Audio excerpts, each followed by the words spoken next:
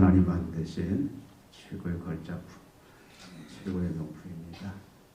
잊지 않고 사셨죠? 우리는 지금 팔복이라고 하는 산상, 수훈의 말씀, 율법완성의 말씀을 계속 살펴보고 있습니다.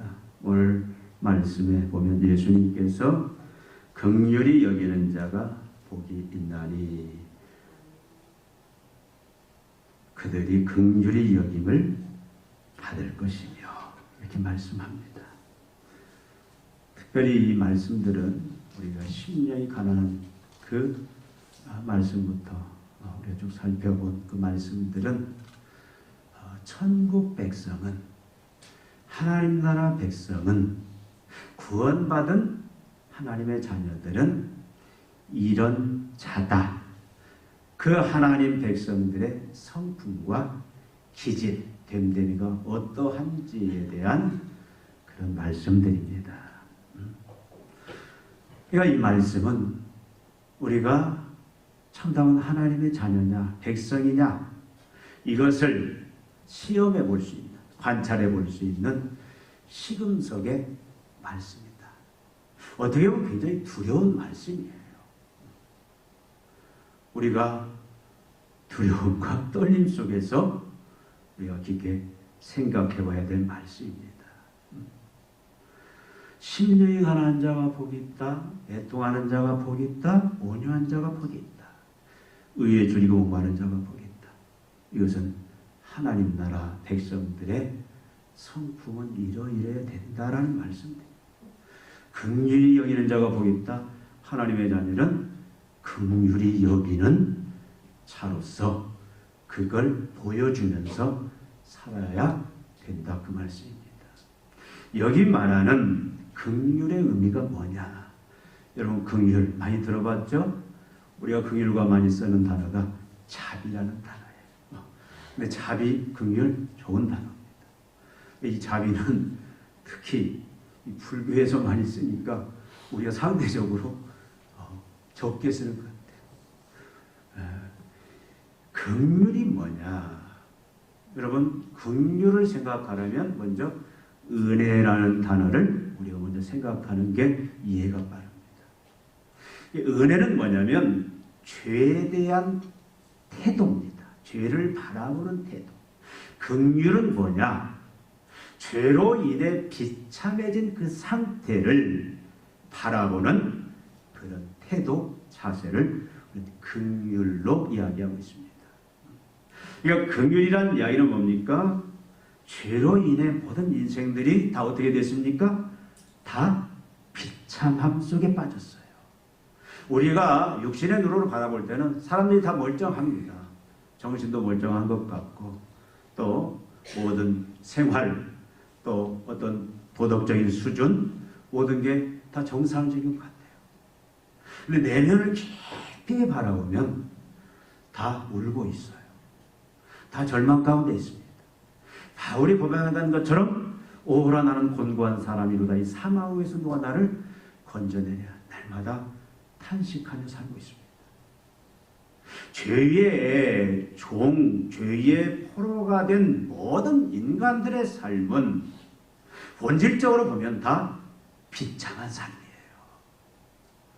아무리 화장을 하고 좋은 옷을 입고 꾸미고 다닐지언정 그 내면 깊은데 모든 인간들은 다 비참함 속에, 절망함 속에 살아가고 있습니다.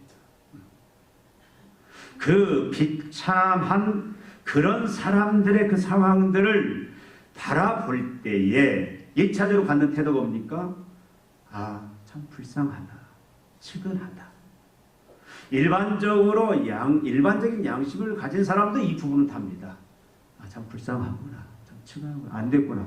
그래서 어떤 사람 막 가슴으로 가슴 통증을 느끼는 사람도 있습니다. 근데 긍휼이라는 것은 거기서 멈추지 않고 한 걸음 더 나아갑니다. 내가 어떻게든지 저 비참함 속에 빠져있는 저 사람의 저 비참함을 내가 어떻게든지 제거해 줘야 되겠다. 저 비참함 속에서 내가 건져내야 되겠다라는 그 안타까운 심정과 함께 뭐하냐? 행동으로 옮기는 것. 이것이 긍휼의 다른 의미예요. 여러분, 긍휼의 모델이 하나님이십니다. 하나님은 죄에 빠진 인간들을, 그 죄로 인한 비참함 속에 있는 인간들을 보실 때에 긍휼한 마음을 가져요. 불쌍치는. 그래서 하나님은 어떻게 합니까? 하나님이 하신 행동이 뭐예요? 원수지만 불경건 속에서 하나님을 멸시하고 대적하는 하나님의 원수지만 하나님이 어떻게 하셨어요? 그의 사랑하는 아들 독생자 예수 그리스도를 이 땅에 보내십니다. 그게 쉬운 일이 아니에요. 그를 보내셔서 대신 우리 죄를 담당하는 그 대속의 죽음, 십자가의 죽음을 당하게 하신 그것이 긍휼의 모델이에요. 여러분, 선한 사마리아인 비유, 여러분 많이 들어보셨죠? 선한 사마리아인이 여리고에서, 예루살렘에서 여리고를 향해 가요. 근데 가다가 강도 만나 이제 매를 맞고 거의 죽게 된 한 사람을 만납니다. 그게 레위인도 지나갑니다. 제사장도 그냥 지나가요. 물론 이유가 있습니다. 근데 그들도 어떻게 해요? 참 불쌍하구나. 저러다가 죽겠구나. 큰일 났구나. 걱정들은 하고 불쌍한 마음을 갖습니다. 그러나 거기서 그쳐요. 나름대로 다 합당한 이유가 있습니다. 근데 이 사마리아인은 어떻게 합니까? 모든 것 제쳐놓고 자기 여행길이지만 자기 사업차 가는 길일 수도 있어요. 중요한 일을 앞에 두고 있을 수도 있습니다. 그런데 그가 다 스톱하고 이 강도 만난 자를 여관으로 데리고 와서 치료합니다.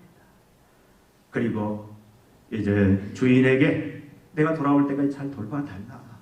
돈이 더 들면 내가 그 부분을 감당하겠다. 이게 긍휼이다. 그 단어의 성경에 보면 불쌍히 여겼다. 사마리아인이 강도 만난 자를 불쌍히 여겼다. 그게 긍휼의 의미입니다. 네가 그를 비참함에서 건져주고자 하는 행동, 이게 긍휼이, 성경이 말하는 긍휼의 의미입니다. 근데 성경은, 예수님은 이런 긍휼을 베푸는 자가 복이 있고, 이 말은 무슨 말이냐면 하나님의 자녀들만이 긍휼을 베풀 수 있다는 전제가 이 속에 깔려 있어요. 근데 여러분, 우리가 우리 주위 이 시대를 보면 그리스도인들만 긍휼을 베풉니까? 어떻게 보면 불쌍한 이 참 불신자들이 긍휼에 더 앞장서는 것을 봐요. 선한 일들을 많이 합니다. 가난한 자들 구대하기 위해서 어떤 사람은 엄청난 재산을 그냥 풀어서 구제에 쏟는 사람도 있어요. 마지막 평생 모은 재산을 사회에 어두운 그늘에 있는 사람들을, 불쌍한 사람들을 돕기 위해서 기부하는 사람들도 있습니다. 여러분, 지금 이 마태복음은 유대인들을 향해서 지금 쓰고 있는 복음서인데, 바리새인들이요, 우리가 사람의 눈으로 보자면 바리새인들의 긍휼을 따라갈 수가 없어요. 여러분, 바리새인들은 고아와 과부를 돌보는 일에 최선을 다하는 사람이에요. 자기의 재산을 아끼지 않습니다. 여러분, 바리새인들은 고아와 과부를 돕기 위해서, 어려운 자들을 돕기 위해서는요, 자기 재산, 자기 집 그냥 팔아서 그냥 주저없이 신행에 옮기는 사람들이었어요. 돈이 없어요. 그럼 이들은 어떻게 합니까? 금식까지 해요. 금식하면 밥값이 축적이 되잖아요. 금식까지 하면서 그 모은 돈으로 구제를 행하는 사람이 누구였냐? 바리새인들이었어요. 근데 예수님이 바리새인들을 인정했습니까? 아니에요. 바리새인들을 책망합니다. 너희들의 그 선한 행위, 그것은 다 거짓, 가짜 의다. 오히려 너희들은 하나님 나라 밖에 있는, 은혜 밖에 있는 그런 하나님을 모르는 자다. 그렇게 그들을 평가합니다. 그다음 우리는 이런 부분들을 어떻게 바라봐야 되느냐는 거예요. 우리 지금 이 시대에도 타 종교, 어떻게 보면 불교 같은 데서 더 선행들을 많이 합니다. 이런 긍휼이라는 세상에서 말하는 이런 부분에 대해서는 우리가 어떻게 생각해야 되느냐. 여러분, 예수님은 왜 하나님 나라 백성만이 긍휼한 자다라고 말을 하느냐. 하나님 나라 백성만이 긍휼을 베풀 수 있는 자다라고 왜 말씀을 합니까? 왜 불신자들의 긍휼을 무시하고 바리새인들의 긍휼에 대해서는 무시하느냐 말이에요. 여러분, 분명히 우리가 알 것은 뭐냐면 긍휼이라는 것은, 하나님의 긍휼이라는 것은 생내적인, 우리가 태어날 때부터 자연스럽게 가지고 온 그런 성품이 아닙니다. 여러분, 바리새인들이 많은 선행을 해요. 많은 긍휼을 베풉니다. 많은 사람들이 그 당시에 바리새인들을 존경했어요. 아, 경건의 모델이다. 근데 예수님은 그들을 향해서 뭐라고 합니까? 너희들은 자기 의에 갇혀 있다. 너희들이 뭐든 하는 것은 하나님과 관계없다. 너희들은 자기 자랑, 자기 만족을 위해서 하는 것이다. 하나님의 긍휼과는 전혀 관계가 없다는 말이에요. 이 시대의 세상 사람들이 많은 선을 행합니다. 근데 아무리 포장을 하고 아무리 숨기려고 해도 본질적인 것은 뭐냐면 그것은 자기 의를 위한 거예요. 자기 주장, 자기 자랑, 자기 만족, 자기 인정에서 오는 것.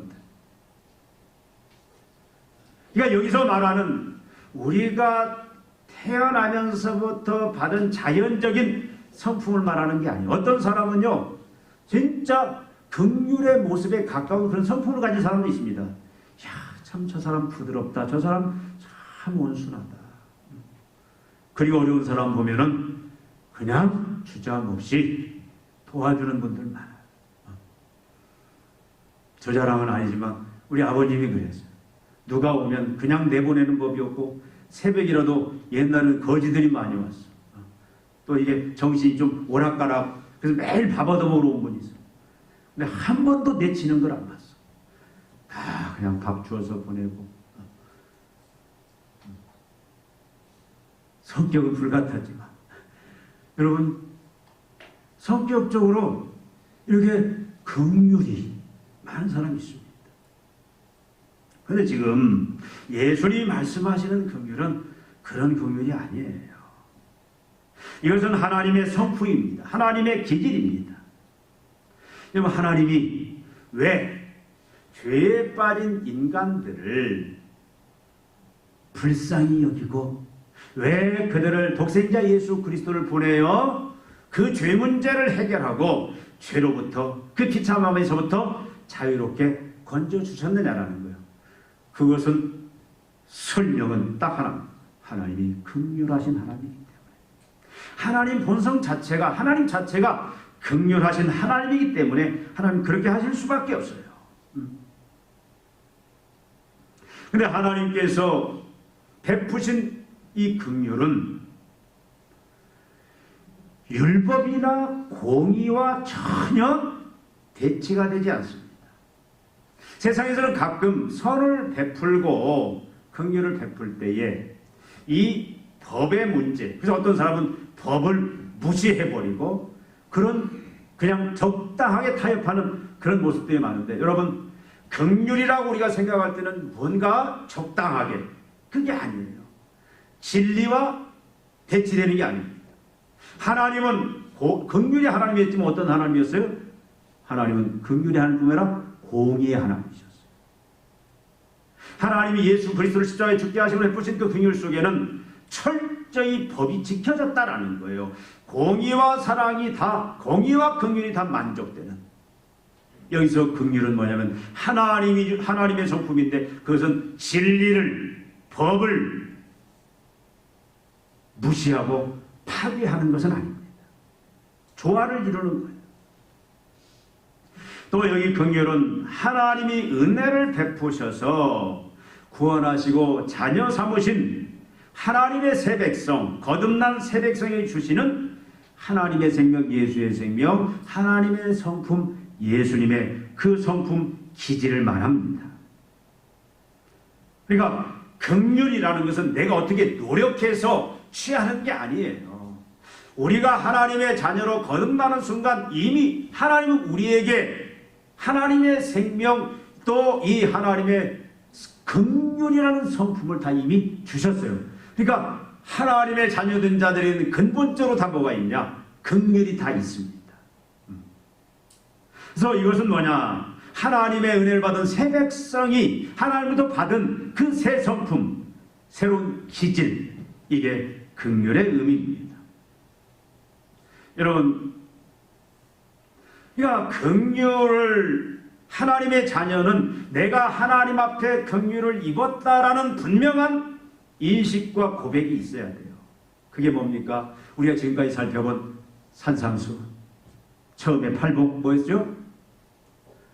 우리가 긍휼에 이르기 위해서는 하나님이 우리에게 어떤 경험과 어떤 고백을 하게 만드냐면, 제일 처음에 우리가 살펴봤던 게 뭐예요? 심령이 가난함에 직면하게 만듭니다. 세상 사람들이 심령이 가난한 걸 몰라요. 심령의 가난함을 고백하지 않습니다. 근데 하나님의 긍휼을 입은 사람들이 제일 먼저 자기 자신을 하나님 앞에서, 하나님의 말씀 앞에서, 하나님 의 앞에서 자기 자신을 바라볼 때에 뭐에 제일 먼저 직면하게 되냐면, 나는 심령이 가난하구나. 심령이 가난한 말이 무슨 말이었죠? 다 잊어버리셨죠? 심령이 가난하다. 나는 무능력하다. 나는 무기력하다. 내가 할 수 있는 건 아무것도 없구나. 하나님의 말씀 그 하나하나, 율법 하나 나는 지킬 능력, 그런 나 안에는 그런 힘이 아무것도 없어요. 나는 아무것도 할 수 없는 무기력한 존재구나. 그리고 나가서 나는 무가치한 존재구나. 내가 세상에서는 잘나고 똑똑하고 다른 사람들이 나를 인정할지라도 내가 하나님 앞에서, 하나님의 말씀 앞에서, 하나님의 기준 앞에서 나 자신을 바라볼 때는 나는 무가치한 존재구나. 그것을 바라보고 그렇게 자신을 평가하고 그렇게 자신을 인정하는 것이 하나님이 우리에게 베푸시는 은혜의 첫 단계예요.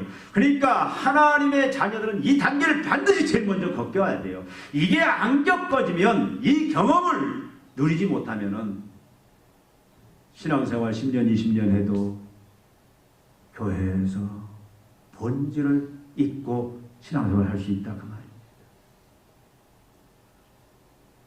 그 심령이 가난함에 직면하고 그 고백을 한 사람들은 결국 뭐예요? 애통하게 돼요. 내가 왜 이렇게 하나님 앞에서, 하나님의 기준 앞에서, 하나님 말씀 앞에서 내가 이렇게 무능력하고 무기력하고 내가 이렇게 무가치한 존재일 수밖에 없는가? 그렇게 나를 만든 것이 뭐냐? 내가 못 배워서도 아니고, 내가 실력이 없어서도 아니고, 내가 능력이 없어서도 아니고, 그것은 죄 때문이구나라는 것을 하나님의 은혜를 입은 사람들은 그걸 깨닫게 돼요. 죄라는 이 무서운 세력이 나를 하나님 앞에서 이렇게 무가치하고 무능력한 자로 만들어버렸구나. 그래서 죄에 대해서 어떻게 합니까? 하나님을 모르고 하나님을 대적하고 자기가 주인이 되어서, 자기가 신이 되어서 자기 주장대로 그렇게 살아가는 그 죄에 대해서 어떻게 하는 거예요? 그 죄를 미워하게 되고 혐오하게 되고, 이제는 어떻게든지 그 죄를 제거하고자 하는 간절한 욕망 속에서 하나님 앞에, 하나님 나에게 이 죄를 뿌리 뽑아주시오. 나는 죄를 해결할 능력이 없거든요. 그래서 하나님 앞에 날마다 이 죄 제거를 위해서 애통하는 그런 단계가 하나님의 긍휼에 이르는, 반드시 겪어야 할, 은혜에 이르는 반드시 겪어야 할 단계입니다. 그런 자가 뭐에 직면하게 되죠? 온유한 자의 그런 고백에 이르게 된 거예요. 온유는 겸손을 말합니다. 이제는 자기 자신을 바라볼 때 전에는 자기 주장을 했어요. 내가 다 옳습니다. 다른 사람들은 다 틀렸어요. 자기 자랑을 해야 돼요. 내가 인정을 받아야 돼요. 모든 게 내 중심이 돼야 됩니다. 자기 만족이 있어야 돼요. 그런데 온유한 자는 뭐예요? 철저히 나는 사람들 앞에 내 주장을 할 수도 없는 완전히 무기력하고 파산된 존재구나. 나는 자랑할 것이 아무것도 없는 그런 하찮은 존재구나. 나는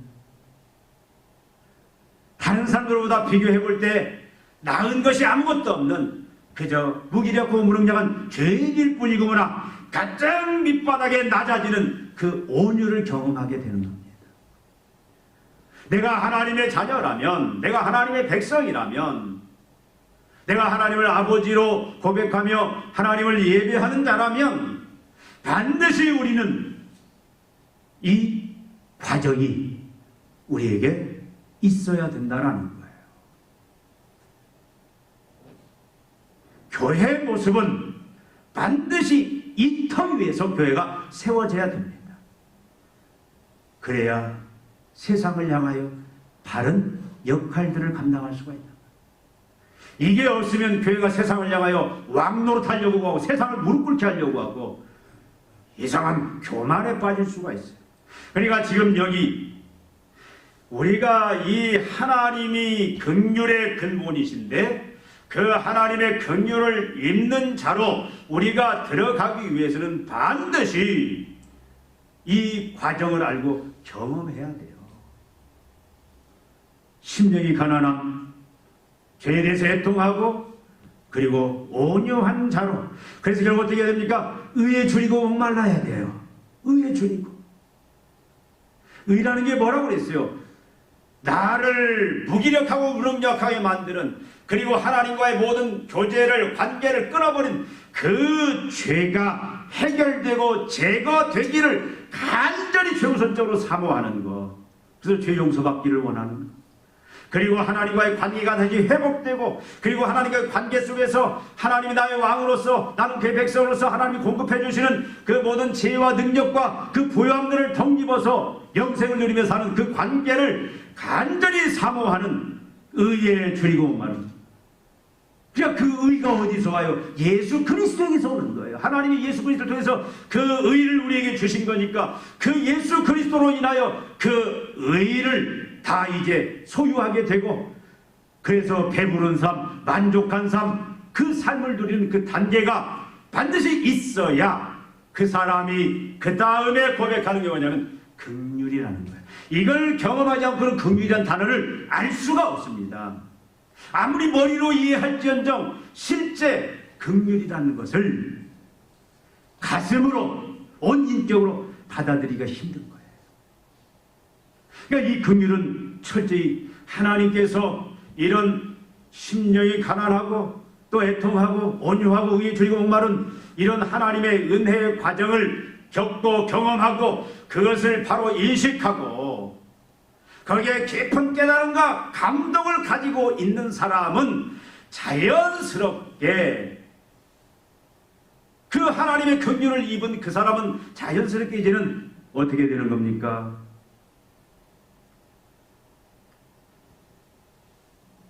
사람 자체가 완전히 바뀌어지는 거예요. 그것을 우리는 뭐가 바뀌었다라고 했냐면 관점이 바뀌었다라고 얘기합니다. 시각이 바뀌었다라고 얘기합니다. 여러분 신앙 성장을 여러분 뭐라고 봅니까? 아, 저 사람이 믿음이 자랐구나. 저 사람이 믿음이 성장했구나. 뭘 보고 여러분은 그 평가를 하십니까? 성경을 많이 합니다. 우리가 많은 하나님을 섬기는 그런 행사에 참여하고 물론 이런 것도 포함입니다. 근데 성경에서 제가 깨달은 믿음의 성장은 다른 게 아니에요. 가장 먼저 나타나는 게 뭐냐면 시각이 변화되는 거예요. 관점이 변화되는 겁니다. 세상을 바라봤던 관점이 확 바뀌어져 버리는 거예요. 사람을 바라보는 관점이 확 바뀌어져 버리는 거예요. 여러분, 바리새인들의 문제가 뭔지 아십니까? 바리새인들은 하나님을 알지만 그게 안 바뀌었어요. 여전히 세상을 뭘로 보냐면 그들은 율법주의, 공로주의로 바라봅니다. 여러분, 긍휼의 반대말이 무슨 말인 줄 아세요? 율법주의예요. 그 사람, 그 행위대로 판단하고 대접하는 것이, 그것이 율법주의, 공로주의입니다. 긍휼은 그게 아니에요. 너 나한테 네가 나 100원 뺏어갔어. 그럼 어떻게 해야 돼요? 바리새인들이 생각하는 것은 100원 찾아와야 돼요. 억울해. 120원 찾아와야 돼. 한 대 맞았어. 그럼 어떻게 해야 돼요? 한 대 때려야 돼. 근데 어떻게 때려? 내가 맞은 것보다 10배는 아프게 때려. 이 하나 뽑혔어. 그럼 어떻게 해? 비틀어서 뽑아야 돼. 여러분, 이게 바리새인들이 가지고 있던 긍휼의 개념이기 때문에. 근데 여러분, 우리가 하나님의 은혜로 긍휼을 입음으로 말미암아 심령이 가난해지고 죄에 대해서 애통하고 온유하고 의에 줄이고 목마른 그 과정을 은혜 속에서 경험한, 체험한 사람들은 이제는 더 이상 세상을, 사람을 그 공의 원칙에서 바라보지 않습니다. 바울이 뭐라고 표현합니까? 고린도에서 나는 이제는 사람을 육체대로 보지 않기로 했다. 그 말은 무슨 말이에요? 긍휼의 눈으로 이제는 내가 사람들을 바라봐야 되겠다, 그 말입니다. 기존의 시각으로. 여러분, 우리는 어려서부터 참 어떤 그 문화 속에서 여러 직접적, 간접적 교육들을 받고 자랐습니다. 그 자라온 환경들을 무시할 수가 없어요. 그래서 사람을 볼 때 어떤 사람은 관상부터 보는 사람이 있습니다. 아, 저 사람은 광대뼈가 튀어났으니까 어쩔 거다. 턱이 길으니까 어떨 거다. 그게 우리 은연주의. 아, 저 사람은 어느 지방 사람이니까 성격이 어떨 거다. 아, 이런 고정관념들이 많이 있습니다. 예수를 믿고도 그 사람을 그런 시각으로 바라보는 것을 바꾸지 못하는 경우가 많아요. 이게 바꾸어지지가 않습니다. 어려워요. 근데 이것이 다 바뀌어지는 거예요. 이때부터는 우리가 긍휼을 입은 자는 어떻게 바뀌어지느냐? 사람을 바라보는 모든 시각이 이제는 모든 사람들을 뭘로 바라봐요? 긍휼로 바라본다, 그 말이에요. 모든 걸 긍휼의 시각으로 바라봅니다. 이걸 보여준 분이 누구예요? 예수님이시잖아요. 예수님이 십자가에, 죄 없으신 그분이 십자가에 매달려 돌아가십니다. 예수님을 죽이는 자들을 향해서, 예수님을 조롱하는 자들을 향해서 예수님이 어떻게 반응하시죠? 저는 죽일 놈자입니다. 하나님, 잠깐만 나 뭐 좀 뺄게요. 그리고 내려와서 기사대에 앉아서 딱 들고 올라와서 다시 못 받고 돌아가셨습니까? 그러지 않았잖아요. 예수님 어떻게 했죠? 아버지여, 저들의 죄를 저들에게 돌리지 마소서. 저들을 용서하소서. 왜? 저들은 저들이 하는 일을 알지 못하나이다. 그런 말씀을 하세요. 지금 저들이 죄의 종이 되어서, 사단의 종이 되어서 이제는 사단으로 완전히 눈이 가리워져서 자기들이 하는 짓이 무엇인지도 모르고 지금 저렇게 미친 짓을, 우매한 짓을 하고 있습니다. 저들에게도 하나님의 긍휼, 하나님의 은혜가 임하면, 그래서 저들이 영적인 눈을 뜨고 바른 판단을 하게 되면, 지금 말하는 그런 긍휼의 그 은혜 속에 들어가게 되면 저들도 변화될 것입니다. 저들을 용서하소서. 이런 시각으로 바뀌어져야 된다, 그 말이에요. 그 모습으로 바뀌어진 그 모습을 또 보여준 자가 누굽니까? 스데반이잖아요. 자기를 향하여 돌 던지는 자들을 향해서 스데반이 뭐라고 합니까? 하나님 앞에 기도하잖아요. 저들의 죄를 저들에게 돌리지 마소서. 저들을 용서하소서. 저들은 저들이 하는 일을 알지 못합니다. 저들은 지금 사단의 종이 되어서, 저들은 죄의 종이 되어서 자기들이 무엇을 하는지도 모르고 지금 그 세력에 억눌려서 조종받고 저렇게 하고 있습니다. 저들을 용서하소서. 저들의 눈을 떠서 저들도 내가 경험한 것처럼, 내가 하나님의 은혜를 입고 긍휼을 입고 나도 원래 저런 자들이었는데 내가 하나님의 긍휼 속에서 나는 이제 시각이 바뀌어서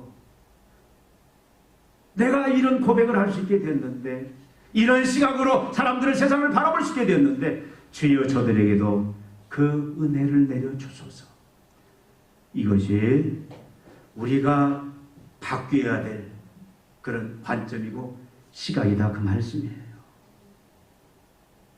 우리도 하나님의 긍휼을 받지 않았다면, 그 은혜의 터널을 경험하지 아니했다면, 하나님이 주시는 그 긍휼 속에서, 우리가 은혜 속에서 심령의 가난함과 죄에 대한 애통과 온유함과 의에 줄이고 목마른 그런 과정이, 하나님의 은혜 속에서 우리가 그 과정이 없었다면 우리도 여전히 어떤 이들처럼 죄와 사단의 종이 되어서 눈은 눈으로 이는 이로 긍휼이 아닌 그런 공로주의, 공의 원칙에 따라서 살 수밖에 없었다. 그래서 그 하나님의 긍휼을 경험했기 때문에, 은혜를 경험했기 때문에 그런 자들은 반드시 예외가 없습니다. 목사님만 하는 게 아니에요. 장로님만 하는 게 아니에요. 권사님만 하는 게 아니에요. 어른들만 하는 게 아니에요. 우리 주일학교 모든 학생들까지 다 하나님의 은혜를 통과하고 그 긍휼을 경험한 자는 다 이렇게 바뀌어져야 되고, 이렇게 살아야 되고, 이 긍휼의 그 모습으로 내가 하나님의 자녀인 것을 세상 속에서 증거하면서 나타내면서 살아야 된다, 그 말씀이에요. 만약에 사단이 우리를 시험하고 우리가 하나님의 자녀인 것을, 너 하나님의 자녀냐? 네가 구원받은 백성이냐? 너 은혜받은 백성이냐? 그것을 재는, 평가하는 그런 시금석이 뭐냐라는 거예요. 바로미터가 뭐냐라는 거예요. 증거가 뭐냐라는 거예요. 그것이 오늘 말씀대로 하는 긍휼이다. 여러분, 무서운 말씀입니다. 내가 긍휼의 사람이 아니고 그 긍휼을 입은 자는 자연스럽게 세상을 향해 보는 사람을 향하여 이제는 긍휼을 베풀면서 살아가야 되는데, 내가 그렇지 못하다면 우리는 심각하게 우리 자신들에 대해서 다시 한번 생각해 봐야 된다, 그 말입니다. 여러분, 예수님은 이러한 긍휼한 자만이 복 있는 자고 이런 자만이 성대한 축하를 받을 자라고 말씀을 하고 있어요. 이런 자는 어떤 복을 누립니까? 긍휼을 경험하고, 그래서 하나님의 긍휼 속에서, 은혜 속에서 살아가고, 날마다 이제는 긍휼을 베풀면서 살아가는 사람은 하나님의 긍휼을 받는다. 그게 무슨 말씀입니까? 여러분, 이 말씀 뒤에 있는 것, 긍휼을 받은 자와 복이 있다. 저들은 긍휼을 베풀 것이요. 그 말은 내가 하나님 앞, 내가 긍휼을 베풀어야 하나님 앞에 긍휼을 받는다, 그 말이 아니에요. 이 말 오해하면 안 됩니다. 많은 사람들이 그렇게 오해해요. 주기도문 우리 죄를 용서하는 거지, 한 사람의 죄를 용서하는, 그 말은 내가 하나님의 긍휼을 받았다면, 긍휼을 입었다면, 그것을 깨달았다면, 그것에 감격이 있다면, 그것을 안다면 어떻게 해야 돼요? 그게 뭘로 증명이 돼야 돼요? 다른 사람에게 긍휼을 베풀어야 된다, 그 말씀이에요. 내가 하나님의 죄 용서를 받았다면, 그 용서를 아는 자라면 어떻게 되는 거예요? 다른 사람의 죄를 자연스럽게 용서하는 거예요. 여러분, 1만 달란트 빚진 자 여러분 잘 아시잖아요. 한 종이 주인에게 1만 달란트 빚을 졌어요. 너 빚 갚으라.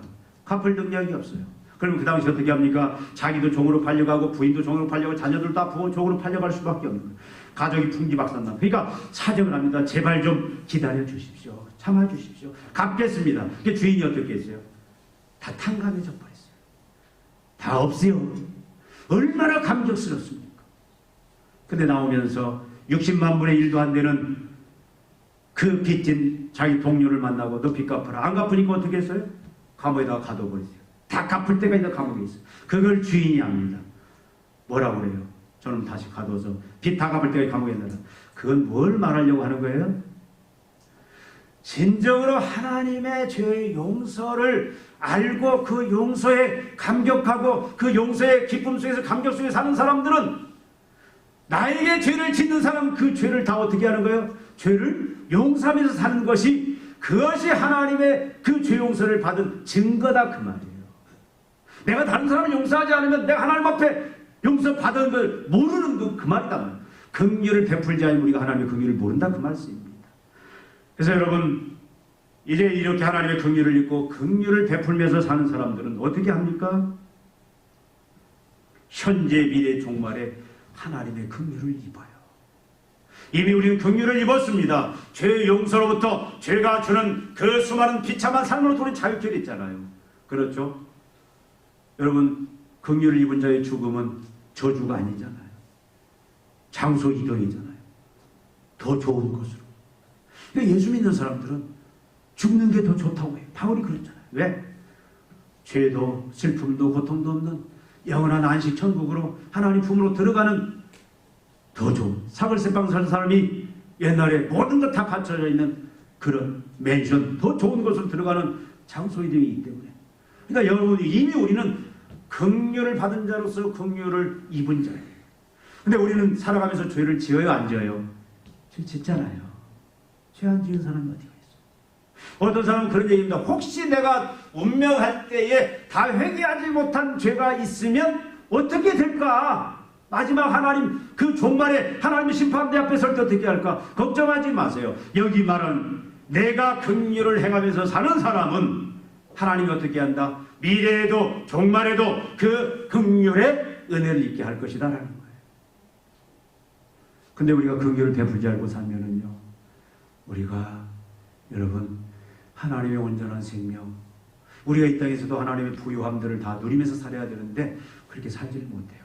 시편 66편 18절에 다윗이 분명히 이야기합니다. 네가 네 마음의 죄악을 품으면 주께서 듣지 아니하신다. 내가 하나님 앞에 참으로 죄를 지었으니 하나님의 긍휼 앞에 내가 섰습니다. 하나님 나에게 긍휼을 베풀어 주십시오.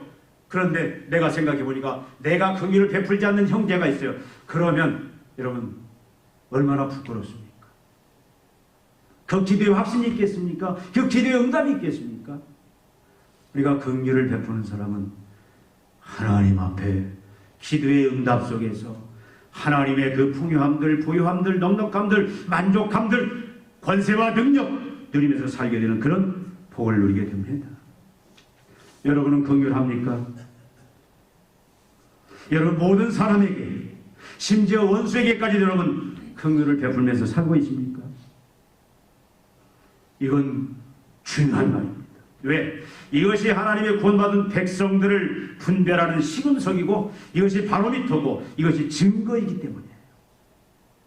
여러분 날마다 여러분 스스로를 관찰하면서 탐사하면서 살아가는 것이 무엇입니까?